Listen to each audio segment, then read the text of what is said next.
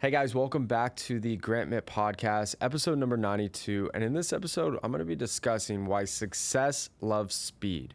The most successful people in the world, while they do take time to make important decisions, they move swiftly. They're decisive and they take action for things that they want.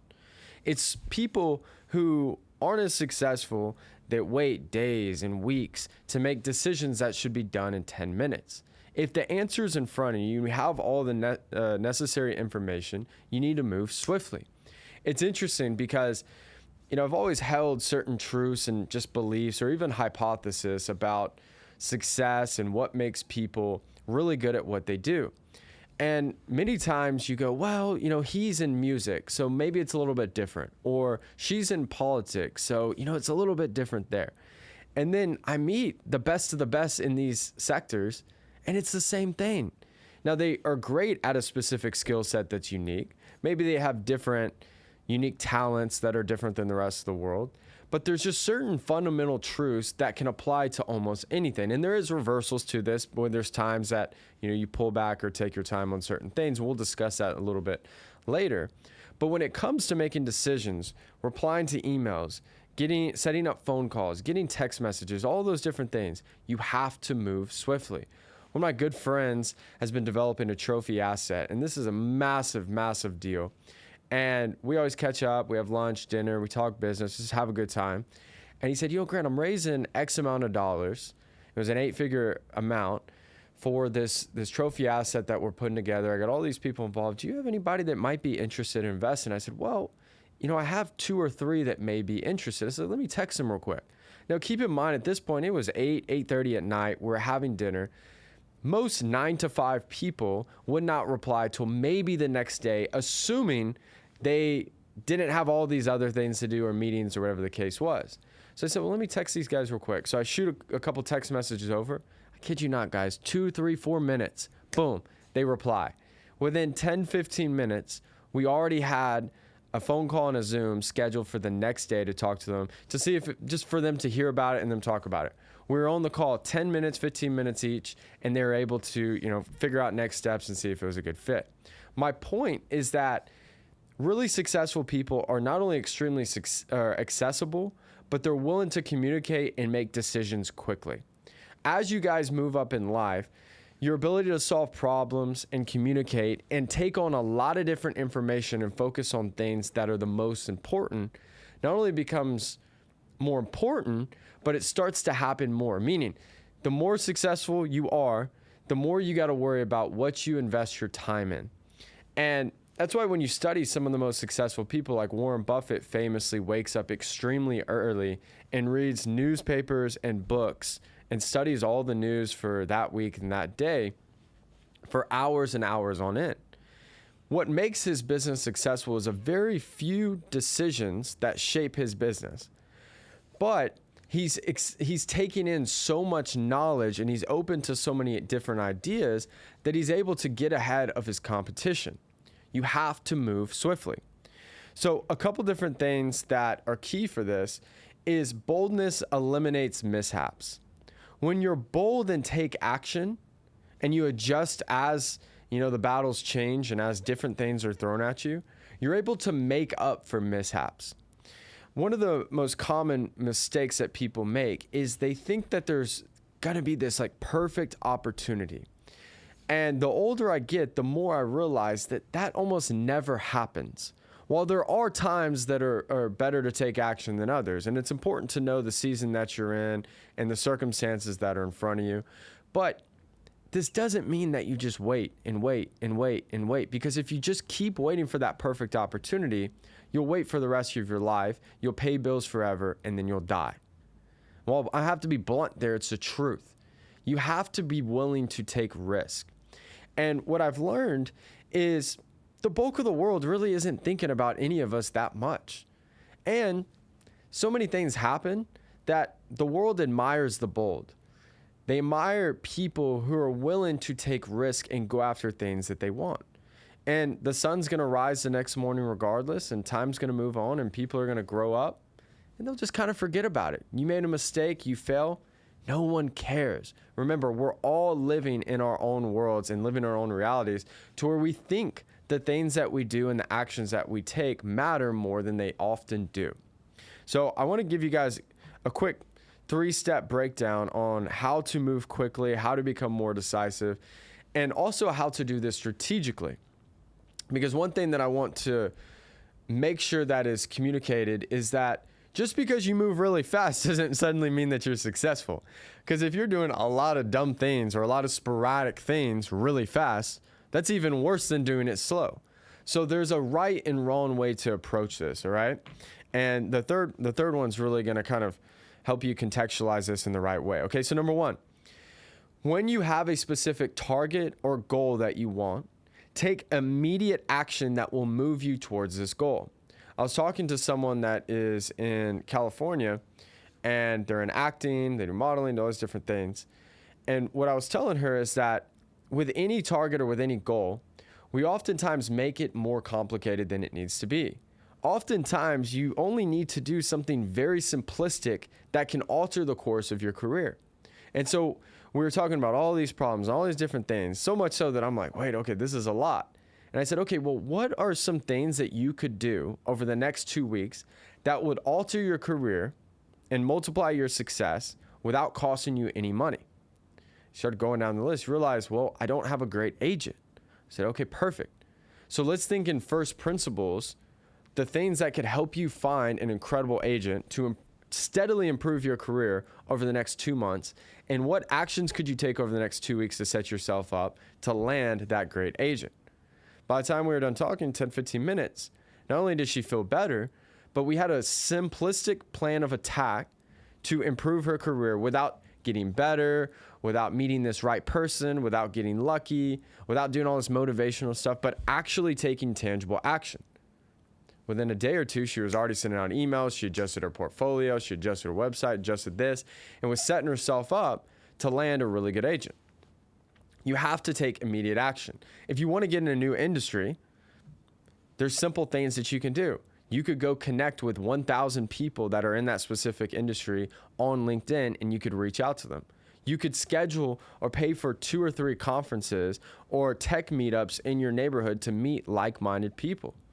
You could send out 1,000, literally, you notice I'm saying massive numbers, 1,000 resumes and cover letters that you could probably use ChatGPT to generate and send out. And I guarantee you're going to have a better chance of getting some potential, getting some information that will help you have a better shot of getting into that industry. So you see that I'm taking massive action, but I'm pushing in the direction that I want to go. It's sometimes more simple than you think. A lot of times they go, well, I did this and it doesn't work. And I said, well, how many times did you reach out? How many people did you reach out to? And they go, 3. I'm like, well, that's your problem. If you base your success on such a small amount of action, it's going to be really hard to know, one, do you actually want this? Is this the right path? And is this going to create success?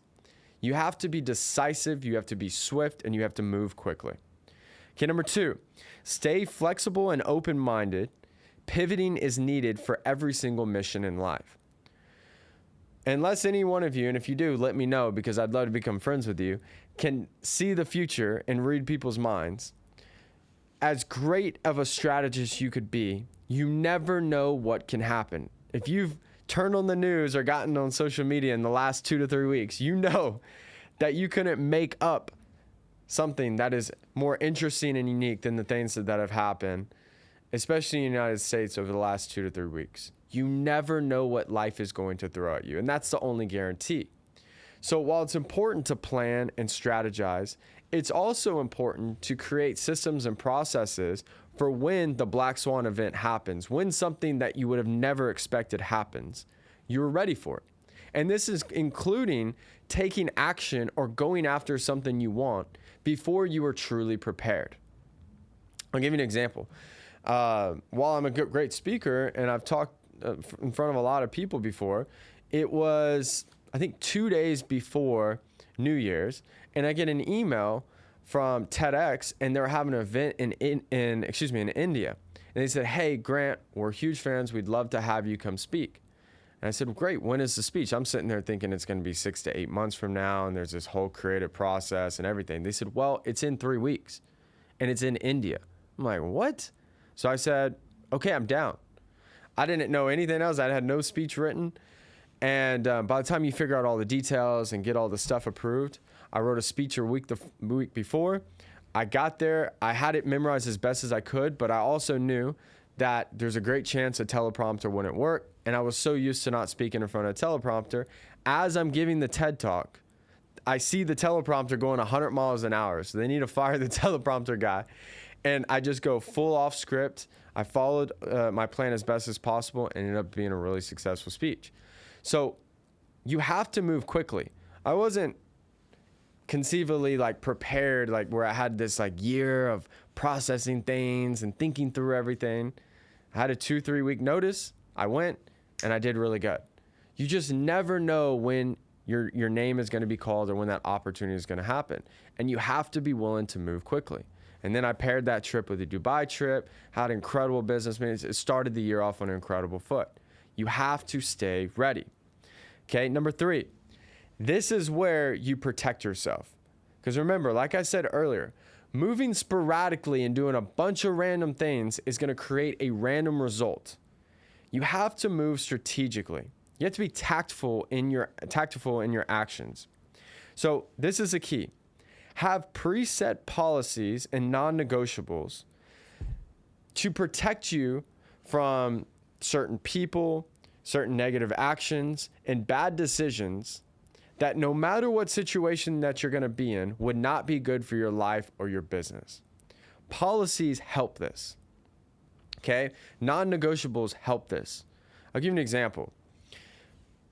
If you know, everyone's had or dated someone before in marriage or relationship at some capacity, right? There's certain types of people, no matter how cool or how many great things they could say, are not good to be with. Maybe that they do stuff that you don't agree with. Maybe for you that you like a certain type of person. And while this person's nice, it would never be a great long-term relationship. What's interesting is average people are concerned with law of averages and trying things with all these different industries or being open to all these different things.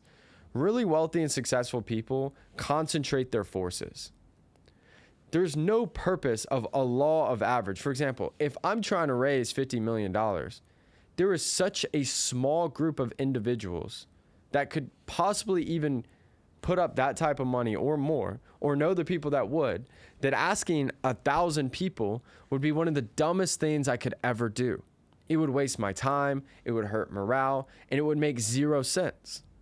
In the same sense, if you are trying to get in an industry, raise money, meet the right person, connect with the right people, talking to all of these thousands of people is not a great strategy. You have to concentrate your forces and think about what are the types of people, where do they go, where do they surround themselves, who are they friends with, how do I get to that group of people, how do I open that conversation? So you have to have policies that are so important.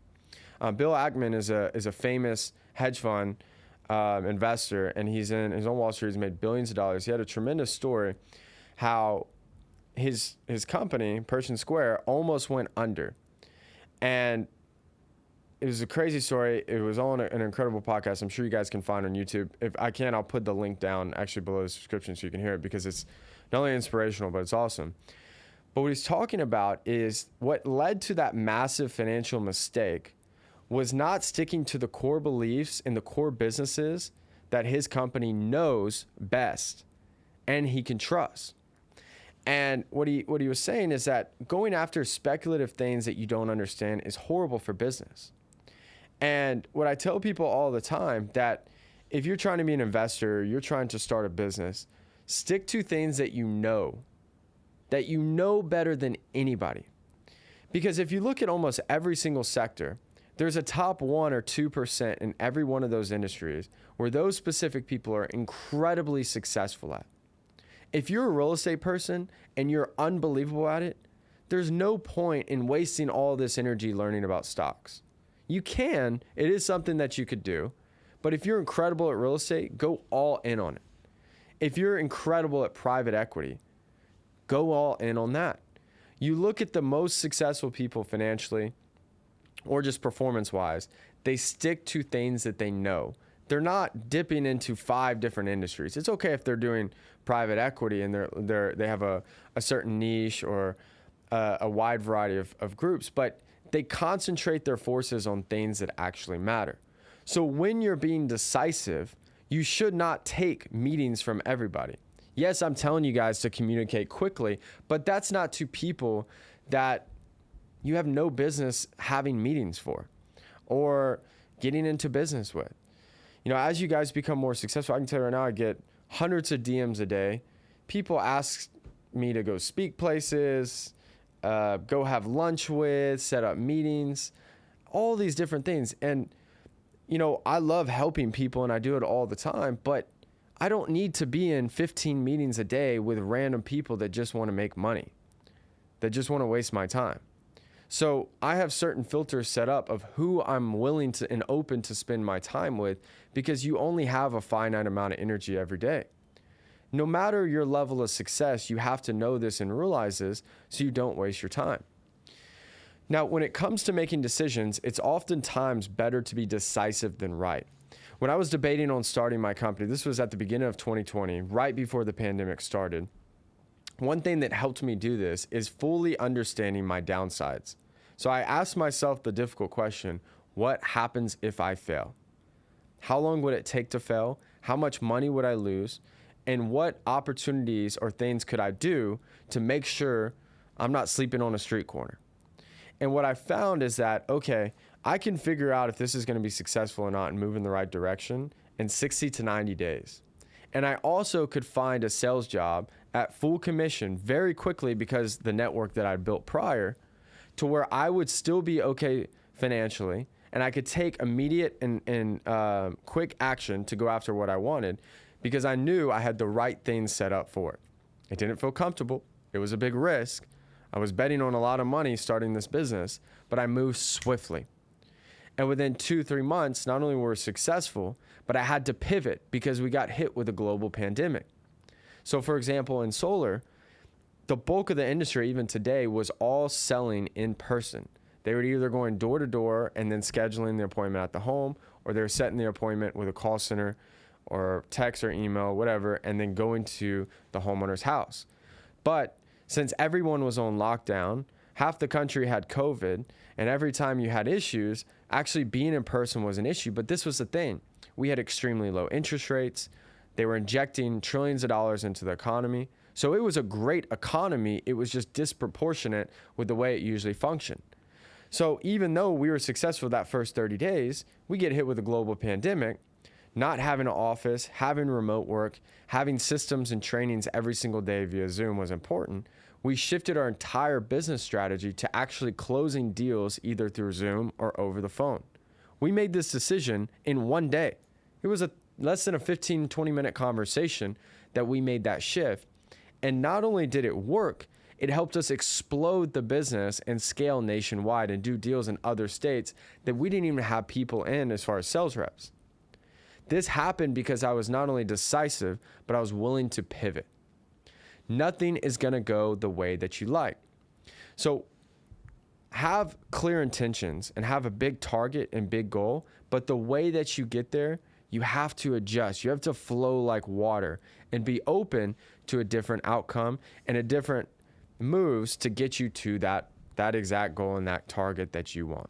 So I hope you guys enjoyed this podcast. As always, you can find me on all my social media channels at Grant Mitt. Other than that, I hope to see you guys again for episode 93. Thank you guys.